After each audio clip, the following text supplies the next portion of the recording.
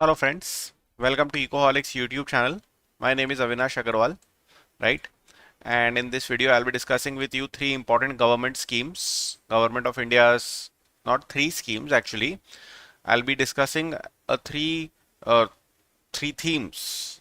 For example, first theme is empowering the tribal society, right? So we have undertaken a plethora of schemes to empower tribals in India to take care of their socio-economic challenges and to put them on the path of prosperity, development, and happiness. So, what are those schemes? So, we'll be looking at a bunch of steps taken in that regard. Secondly, once this particular discussion is done, this is my most important discussion today. Secondly, we will be looking at efforts which has helped India to march on the path of formalization. We have helped transition informal economies and informal firms and unorganized sector firms to become formal organizations, right? So we'll be looking at certain numbers, efforts, and what is the future. Okay. Thirdly, we'll be looking at India's cooperative movement, right? And how cooperative movement has strengthened over a period of time and how it can drive inclusive growth going ahead.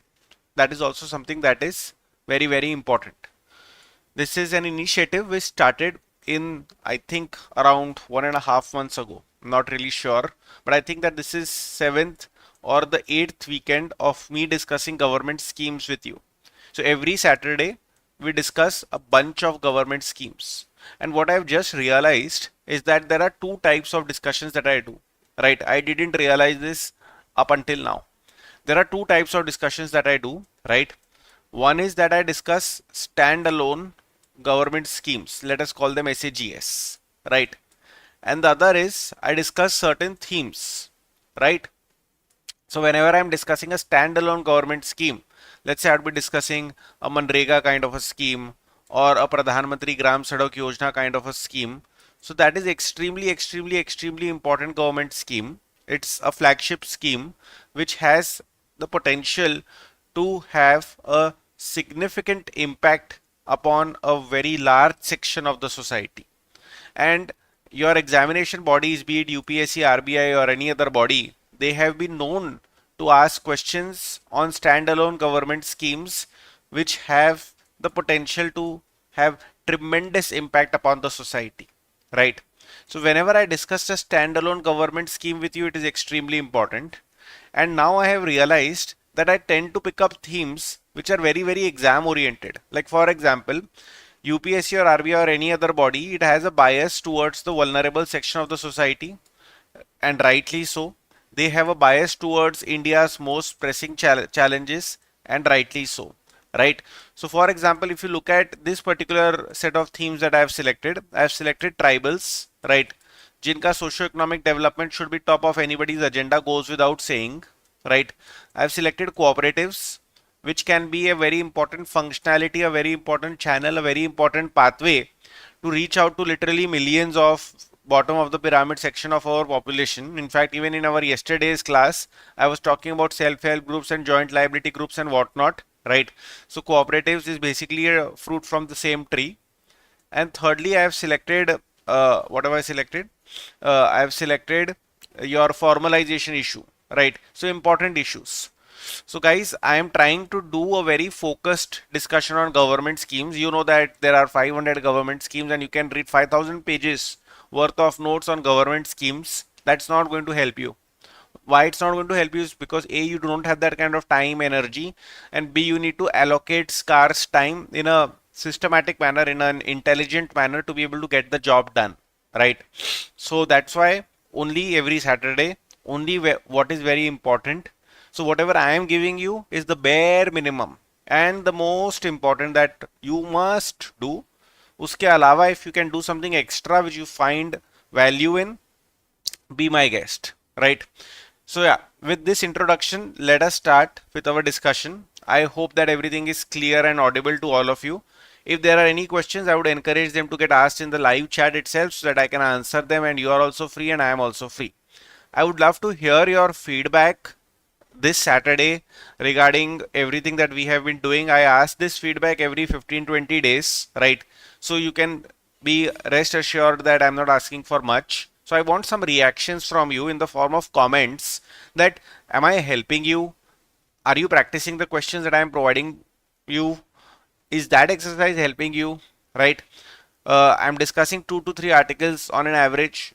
I'm close to discussing 2 articles per day rather than 3 articles per day. I've decreased my speed. I speak aram se hole hole, and I need your comments, I need your reactions on teaching methodology, teaching content, and the impact that it is having on you, and why is it that you watch these lectures on a daily basis, right? So please give your comments. It's very important for me to understand where we are going. All right. So let us start. I'll be highlighting some important numbers, right? So obviously you should be aware of population numbers, right? So we are looking at 10.42 million people, right? We are looking at nearly 1.4 crore people, right? 10.42 million people. 1 million is 10 lakhs, 10 million is 1 crore. I think that this number is off. I'm not sure. Anyways, what I'm sure of is that they are 8.6% of India's population, right? I think that there is this problem with this decimal number over here, a decimal ka position over here, because my gut feeling is, and just hold on for 1 second, right? Just hold on for 1 second. ST population in India, it should be 10.4 crores, right? So I think that this number is off, right? Because they are writing it as 10.4 million. You shouldn't expect this from PIB.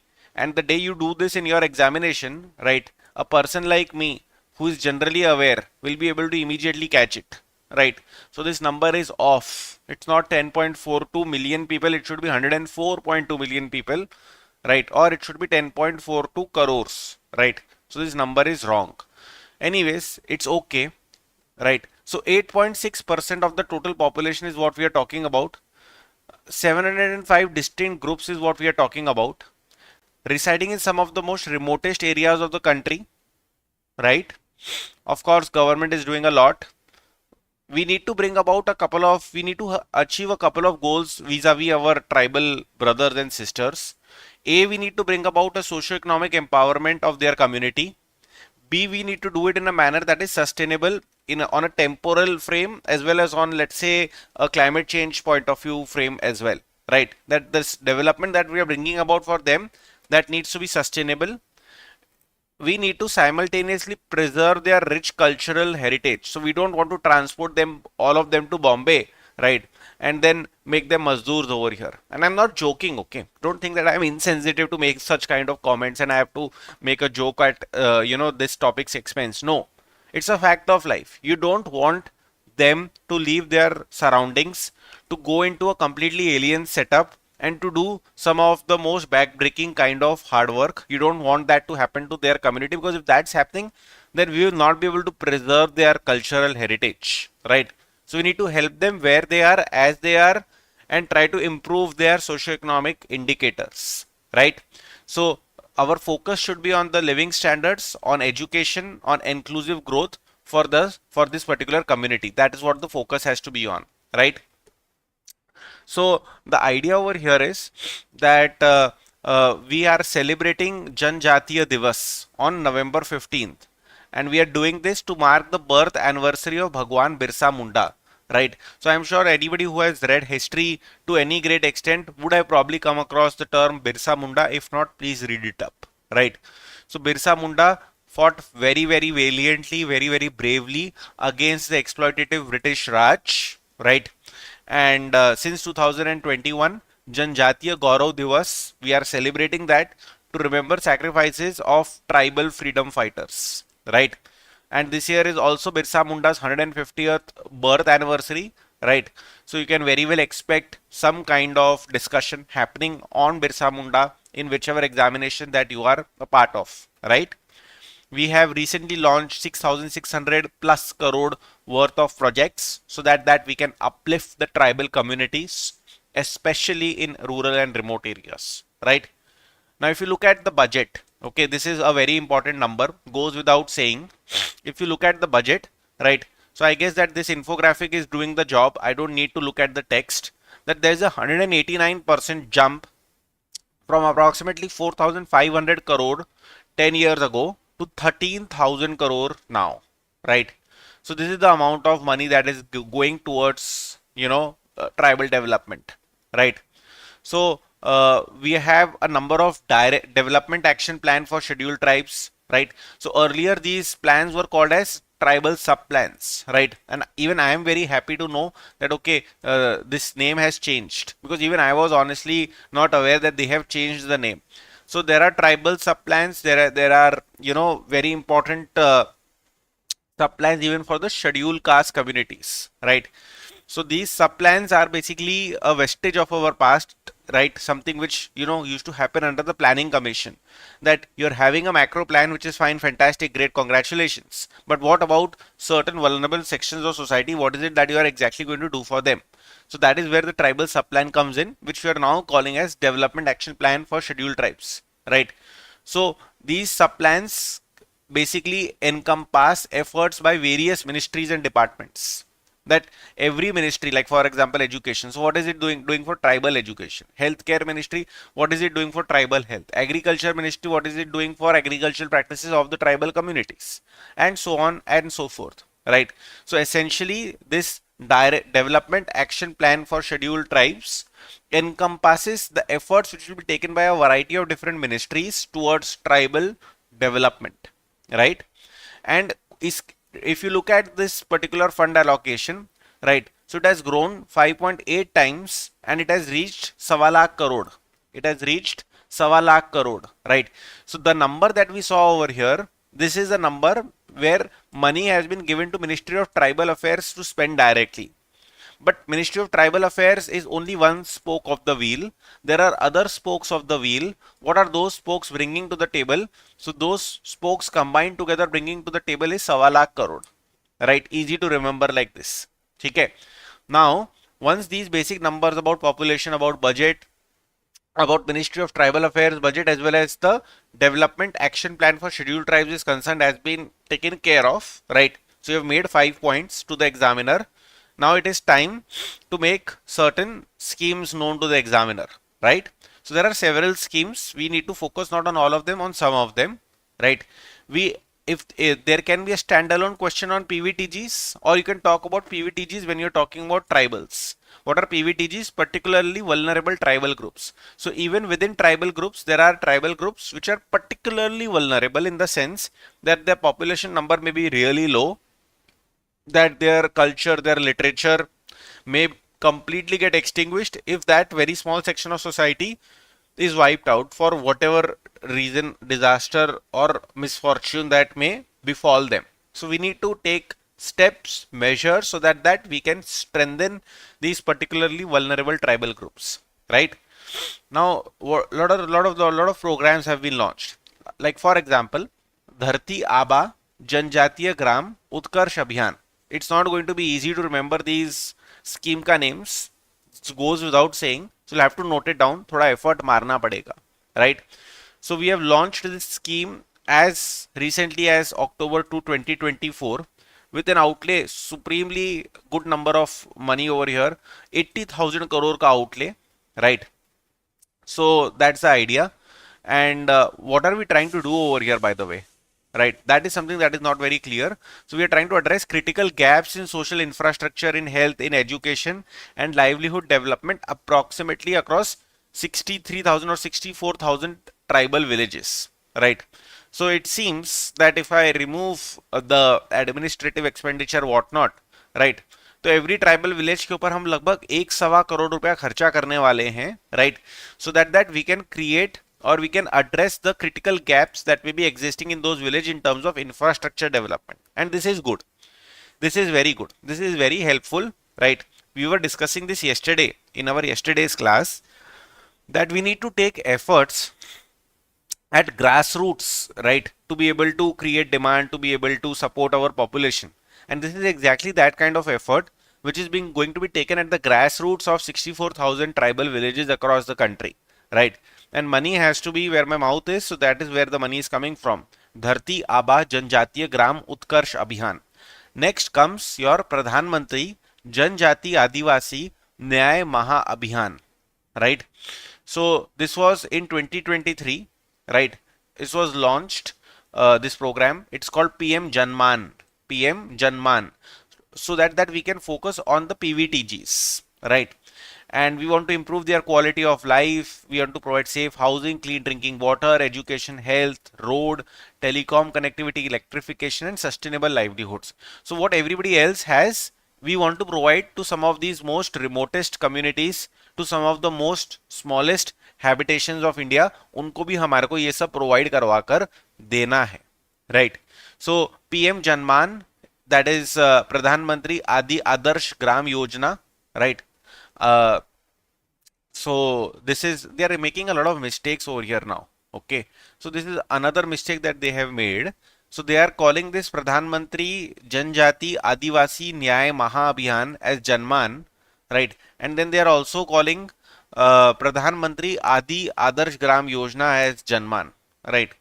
ठीक है, कोई बात नहीं, चलो mistakes हो रही है, right? So let me clarify what's happening over here. So this is your Janman, that is Pradhan Mantri Adi Adarsh Gram Yojana. This is your PM AGI, PMAAGY, and your Pradhan Mantri Adivasi Nyay Mahabhiyan, right? This is your PM Janman. ठीक है, everything is seeming a little off over here, so let's just ignore this. Okay, everything is like seeming a little off, right? Anyways, कोई बात नहीं, चलो mistakes हो रही है इनसे, right? We have Pradhan Mantri Adi Adarsh Gram Yojana, right? So this is central assistance to tribal sub schemes, right? And the objective is tribal welfare, providing basic infrastructure in villages with significant tribal population, right? That is what we want to do. Okay, so न्याय में हम, so PM Janman is for PVTGs, this is correct, इसके अंदर कोई doubt नहीं है, right? So PM Janman is for PVTGs and PM AAGY, right? This is for larger tribal villages. Okay, so we have identified around 36,500 villages where at least 50% of the population is been identified, right? And unko we are trying to help out. So we have PM AAGY, right, which is helping larger tribal population villages, and we have PM Janman, which is helping your PVTG villages. And before that we had Dharti Aba Janjatiya Gram Abhiyan, right, which is again looking at villages. ठीक है, so काफी हो गया ये, right? Then there is Eklavya model residential schools for tribal children, for children coming in from the tribal communities. We have Pradhan Mantri Janjatiya Vikas Mission, right? So the idea was that promote tribal entrepreneurship, promote vocal for local for tribals, that tribals make products using forest produce, etc. And then those products are sold to, let us say, urban consumers or wherever there is a substantial awareness and demand.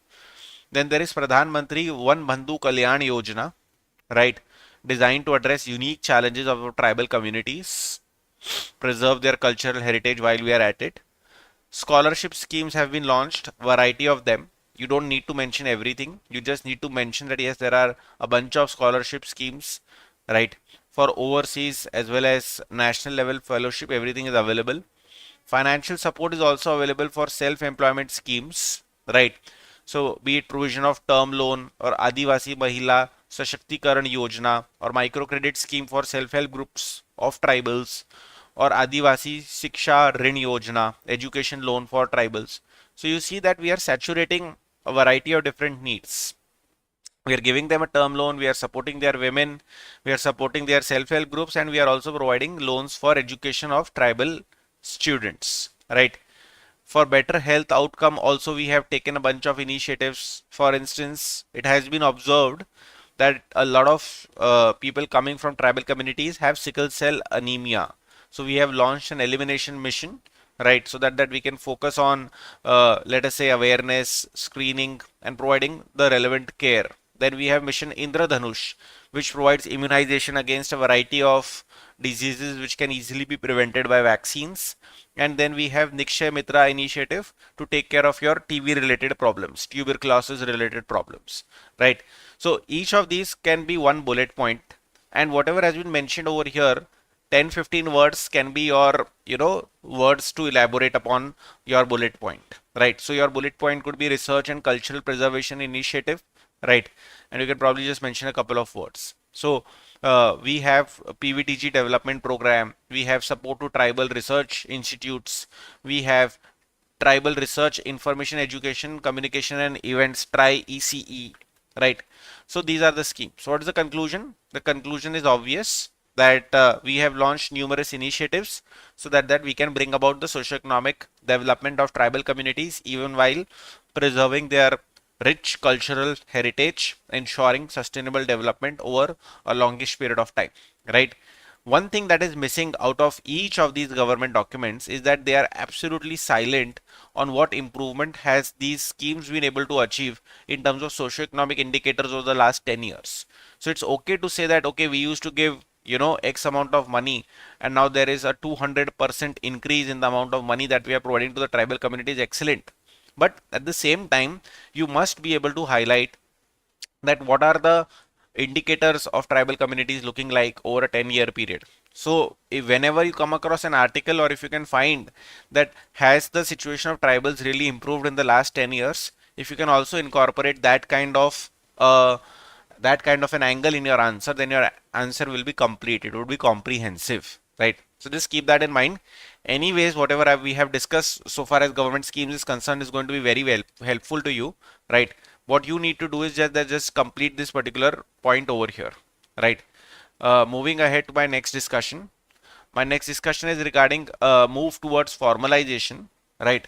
So India's economy, it's undergoing a transformative shift. There's an increasing trend towards formalization, right? We are having firms which are getting registered within the GST network, etc., right? It's very important for workforce that formalization happens, because the moment there is formalization, so workers in those industries, they will start getting social security benefits, and their jobs will become secure jobs, better paying jobs, and so on, right? So EPFO, that's Employees Provident Fund Organization. We spoke about EPFO in the last week. So that's a vital institution, right? So they are managing the long-term savings of a lot of people in India. They are providing social security benefits to the salaried workers, right? So EPFO, it's providing a financial safety net, and it is also helping in transitioning the workforce towards a more organized and protected structure. You need to understand what's happening over here. So EPFO typically used to cater to the requirements of those who are working in the formal sector. Now EPFO is also taking care of the requirements of those who are working in the informal sector and are beneficiaries of government schemes for pension, etc. Right. So EPFO is now widening its ambit. It is widening its umbrella, and within its umbrella, it's including even those sections of population which are not exactly working in the formal sector of your economy, but are all part of the informal sector of the economy. Right. So typically, what do I mean by the term formalization? So formalization is when you are moving from, let's say, the informal sector to the formal sector. So informal sector is characterized by small firms, unregistered businesses, where daily wage workers are working. Whereas formal sector is characterized by employees having contracts, having job security, having access to a bunch of benefits, right?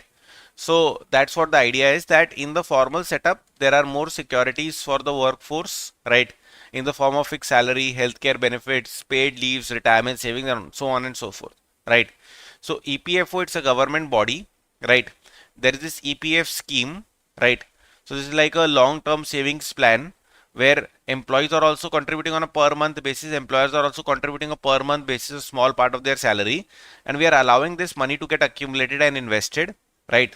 And this money keeps getting accumulated, keeps getting invested, keeps getting accumulated, keep getting invested, and grows over a period of time, such that by the time your retirement age comes, there is a substantial kitty which has gotten ready to support you during your non-working years of the latter part of your life, right? So that's the idea over here, that it provides financial security, right? It can also provide insurance coverage through a variety of different schemes. It can provide you retirement benefits, right? It can provide you flexibility with, if you have, let us say, a medical or a certain kind of emergency, to withdraw money, it will provide you flexibility because it's your money at the end of the day, right? And if you look at the EPFO registrations, so they have been increasing quite a bit, right? And the government is of the opinion that more EPFO registration means that there are more either formal sector jobs getting created or firms are transitioning from informal to formal sector, right? So one way or the other, there are people who are getting formal jobs ka benefits is what the idea is, right? What is the data? If you look at the data that has been provided by EPFO itself, right? So in the last 7-year period, nearly 7 crore members have joined EPFO, right? So that means nearly 7 crore people have transitioned to more secure and formal jobs is what the government is saying. And this reflects strongly upon the formalization trend within the Indian economy, right? So this is the yearly net addition that has happened, right? If you look at recent trends, okay, so in this time period, 1.38 crore new members have joined EPFO, right? That's the idea over here, right? So job switching and fund transfer. So many members have switched jobs and rejoined EPFO covered establishments. Youth is joining the workforce, and there is increase in female members as well. That is what the data shows, right? So this is how the monthly net additions to EPFO look like. Very encouraging graph over here, right? So I guess that's about it. That's about it, right? So I guess this is something which is good. Please keep this in mind. Moving ahead to my last article, that is India's cooperative movement, right? And what are we doing so far as our cooperatives are concerned? How are we strengthening them? This is very important. This is very important, right? So we have always believed in this idea of Vasudeva Kutumbakam, that the world is one family, right? And keeping this in mind, we have been launching several initiatives, and keeping this in mind, we have been doing a number of things. So this global cooperative conference that we hosted, right, is something that we hosted keeping in mind the idea of Vasudeva Kutumbakam, right? Now, the point is that in 2021, we created a dedicated ministry for cooperatives, and it's called the Ministry of Cooperation. At that point of time, Amit Shah used to be the Minister of Cooperation. I don't know who is the Minister of Cooperation now. Please find that out, right? So Amit Shah at that point of time was the first minister, right? And the idea was that we created a standalone ministry because we deeply believe in the power of cooperatives, the catalyzing role that cooperatives can play in bringing about inclusive development at the grassroots level of India, right? So that's important over here.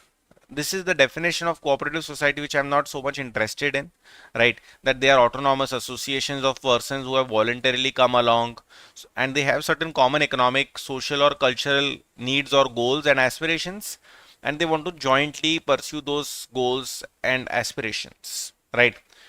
Cooperatives principles are very much aligned with democratic principles, right? That the membership is open for all, or democratic member control is there, economic participation is also there, that this is not just a body to faff around, people are coming together and creating a bachat gut or a savings group, right? And that you can take initiatives for the education, training, and information of the members. There will be cooperation amongst the cooperatives, that one cooperative can help other cooperatives and so on, and ultimately it's all about community development, right? So there are consumers cooperative society, there are producers cooperative societies, there is a cooperative marketing society, there are cooperative credit societies, there are cooperative farming societies, there are housing cooperative societies, right? There are a variety of different cooperative societies. अब जैसे consumer cooperative क्या करेगा? So consumer cooperative will try to take care of the requirement of the consumers, that make goods available which are of high quality at reasonable price for the consumers. So your Kendriya Bhandars and your Apna Bazaars are perfect, fantastic examples of consumer cooperatives, right? Next comes your producer cooperatives, right? अब जैसे Haryana handloom है, right, और एपको है, right, or any kind of farmer producer group kind of an organization. So what will they try to do? They will try to make sure that farmers are, or anybody is able to produce the raw materials, quality raw materials at affordable prices, and then sell them with some premium in a manner that you are able to make a decent profit for yourself. Then there are cooperative marketing societies, right? That producers are producing what they are producing. Let us gather what they are producing, process it, and then sell it on behalf of the producers, and producers will be able to make an extra income, right? So your Gujarat Cooperative Milk Marketing Federation, or AMUL, is a very fantastic example of a cooperative marketing society. there are cooperative credit societies, like for example your Thane Janta Sahakari Bank and so on and so forth, yeah, Mumbai Cooperative Banks and so on and so forth, right? So what they are doing is that they accept deposits from members and even outsiders, and they provide loans to members and now even outsiders, so that their credit requirements can be fulfilled. So you know where I'm going with this, right? So you see that this cooperative movement in India, it has a long tail, right? So be it your chit fund or be it your kuris or bhishis or FARs, variety of different uh, mechanisms have existed in India. Nidhis, right? They have been existing in India, right, in a variety of different names. So I'm not going to discuss so much of the history over here, right? So this is the pre-independence era credit cooperative movement का पूरा history they have provided, right? From an economics point of view, in the post-independence era, right, government of India realized that yes, cooperatives can be helpful, right? So given the fact that we want people's participation at the grassroots level as well as social justice and so on, so hence in India's 5 years plan, starting from the first plan itself, there has been emphasis upon cooperatives. We created a National Cooperative Development Corporation in 63. We created a NABARD in 1982. These are important milestone years. In 1984, we passed the Multi-State Cooperative Organization Act to take care of the requirements, legal requirements of the larger cooperatives. We also created a national policy on cooperatives in the year 2002, right? Thereafter, your Multi-State Cooperative Societies Amendment Act was passed in 2023, so that governance issues, transparency issues, etc. can be addressed, so that cooperatives can be empowered to play the role that they can truly play and bring about greater development, right? So if you are able to capture these 7 8 points and not be very verbose about it, just pick up the dates and the effort, you will be able to communicate to the examiner the plethora of efforts that have been taken in the post independence era. Subsequently, there is a resurgence of cooperative movement because of the renewed focus of the government, right? So the idea is that your Ministry of Cooperatives, it wants to bring about an ease of doing business for cooperatives, right? That's what we want to do. So what have we been doing? So we have created model bylaws for your PACs, right? Your primary agricultural credit societies. We have brought about computerization of PACs, right? We have created multi-purpose PACs, dairy fishery cooperatives, because now what we see is that there is diversification of employment, or there's diversification of income generating activity, in the sense that one person does a variety of different activities so that they can generate sustainable income over a longish period of time. So I'm not just growing crops, but I'm probably also participating in animal husbandry in a variety of different ways. So we are creating these new multi-purpose cooperatives. We have PACs as a common service center, something which is helping take care of other schemes ka saturation as well as taking care of the agricultural requirements. We have created farmer producer organizations, as I mentioned, right? And we have Pradhan Mantri Jan Aushadhi Kendras, we have Pradhan Mantri Kisan Samman Kendras, we have PM Kusum Convergence, right? And so on and so forth, right? So variety of micro ATMs for cooperative societies. We have created a fish farmer producer organization. We have created Rupee Kisan credit cards for dairy cooperatives, right? So you can understand that we have taken a lot of these steps, right? Obviously, these are mind-boggling numbers, right? So it's like we are counting the total number of cooperatives in a variety of different categories, and we find that there are 8 lakh plus cooperatives. I don't know how many of them are operational. That's a separate question to answer, right? I'm reasonably sure that a bulk of them are not operational, but that's not a negative point. The important thing is that there are so many cooperatives and there is significant push being given towards strengthening of these cooperatives, right? So that's about it so far as me and cooperatives discussion is concerned. At least the part that we discussed over here is going to be extremely relevant, extremely helpful, right? The part that we discussed over here is going to be extremely relevant, extremely helpful. So if you are supposed to write 250 words worth of answer on cooperatives, right? So I'm sure that I've given you at least 150 words worth of value added content which you can very easily use.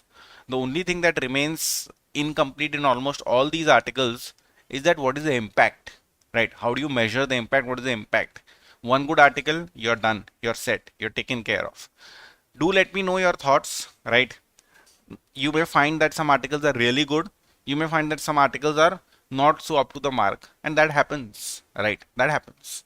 You may be a new candidate. I may be going a little fast for you, or maybe not. You may be an old candidate. I may be going a little slow for you, or maybe not. Let me know your raw thoughts regarding these lectures that we are providing to you. Thank you so much. All the best. See you on Monday again. Until then, bye bye.